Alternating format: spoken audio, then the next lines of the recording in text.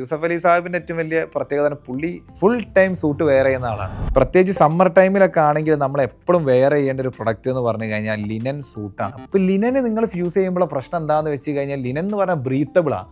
അപ്പോൾ ഇതിൻ്റെ ഇടയിൽ വരുന്ന ചെറിയ ബ്രീത്തബിൾ ആവണതിന് വെച്ചാൽ എയർ പാസ് ചെയ്യാനുള്ള ഒരു അഡ്ജസ്റ്റ്മെൻറ്റ്സ് ലിനൻ ഫാബ്രിക്കിന് എപ്പോഴും ഉണ്ടാവും. പക്ഷെ നമ്മളത് ഫ്യൂസ് ചെയ്ത് കഴിഞ്ഞാൽ ആ എയർ പാസേജിനുള്ള ആ ഒരു വേ നമ്മൾ അടയ്ക്കുകയാണ്. ഈ ഫ്യൂസിങ് എന്ന് പറഞ്ഞ സാധനം ഇതിനോട് അറ്റാച്ച് ചെയ്യാണ് വേറെ ഫാബ്രിക്. അതങ്ങനെ അറ്റാച്ച് ചെയ്യുമ്പോൾ പിന്നെ അവിടെ ബ്രീത്തബിൾ ഇല്ല, കൂടുതൽ നമ്മൾ ഹീറ്റ് ആവാനാണ് സാധ്യത. അപ്പോൾ അവിടെയൊക്കെ നമ്മൾ ലിനൻ പോലത്തെ ഫാബ്രിക്കിൽ സൂട്ട് ചെയ്യുമ്പോൾ കഴിയുന്നതും ഫ്യൂസ് ചെയ്യാതൊക്കെ. പിന്നെ നമുക്കൊരു സ്ട്രക്ചർ കിട്ടണം, സ്ട്രക്ചറാണ് നമ്മളെ പർപ്പസ് എങ്കിൽ നമുക്ക് ചെയ്യാം. ഇത് ഓരോരുത്തരെ പ്രോഗ്രാമിൻ്റെ നേച്ചർ നോക്കിയിട്ട് വേണം നമ്മളത് ഫ്യൂസ് ചെയ്യണോ, അതല്ല അത് ക്യാൻവാസ് ആണോ അതിൽ യൂസ് ചെയ്യേണ്ടത്, അതോ വേറെ എന്തെങ്കിലും മെത്തേഡാണോ യൂസ് ചെയ്യേണ്ടത് എന്നൊക്കെ ഉള്ളത് ഐഡന്റിഫൈ ചെയ്യാൻ. ഇപ്പം നിങ്ങൾ ഓരോരുത്തരെയും പർപ്പസ് എന്താണെന്നുള്ളതിൽ നിങ്ങൾ ആദ്യം ഉറപ്പ് വരുത്തുക, എന്നിട്ട് വേണം എന്ത് മെത്തേഡിൽ അത് ചെയ്യണം എന്നുള്ളത് മനസ്സിലാക്കാൻ. ഇപ്പം നമുക്ക് MA യൂസഫ് അലി പുള്ളി ഫുൾ ടൈം സൂട്ട് വെയർ ചെയ്യുന്ന ആളാണ്. എനിക്ക് തോന്നുന്നില്ല പുള്ളിൻ്റെ സൂട്ട് ഒരിക്കലും ഒരു ഫ്യൂസിങ് മെത്തേഡിൽ ചെയ്യുന്നതാണ് എന്നുള്ളത്. കാരണം അതേപോലെ ഞാൻ വിശ്വസിക്കുന്നുമില്ല പുള്ളി ഒരു ദിവസം ഇട്ട സൂട്ട് പിന്നീട് വെയർ ചെയ്യുന്നില്ല എന്നുള്ളതും ഞാൻ വിശ്വസിക്കുന്നില്ല. പുള്ളി ഒരു തവണ ഇട്ട സൂട്ട് മൾട്ടിപ്പിൾ ടൈം യൂസ് ചെയ്യുന്ന ആൾ തന്നെയാണ്. ബട്ട് വേ ഓഫ് മേക്കിംഗ് ഇപ്പോഴും എനിക്ക് തോന്നുന്നത് ഒരു ഫുൾ ക്യാൻവാസ് സൂട്ട് തന്നെ ആയിരിക്കും.